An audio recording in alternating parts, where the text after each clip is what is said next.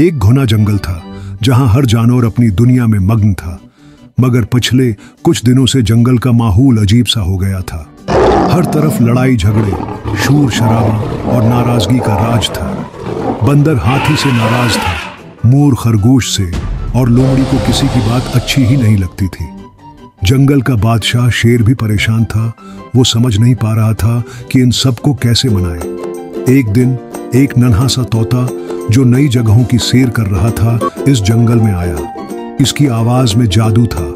जब वो बोलता लगता जैसे बांसुरी बज रही हो, और जब वो गाता तो सब कुछ संभल सा जाता। उसने जंगल के बीच एक दरख्त पर बैठकर गाना शुरू किया। दोस्ती का रंग है प्यारा, नफरत का क्या काम दोबारा। चलो मिलकर गीत सुनाएं, प्यार से सब दिल बहलाएं।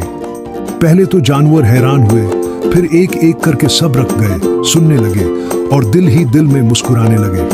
वो गीत मोहब्बत, दोस्ती और माफी का पैगाम लेकर आया था।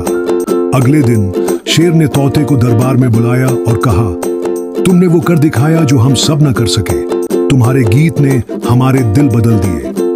तब से वो तोता अमन का प्याम्बर कहलाने लगा और हर इतवार को पूरे जंगल में मौसीकी का दिन मनाया जाने लगा, जहां सब जानवर मिलकर गाते, हंसते और एक दूसरे के साथ खुशी बांटते।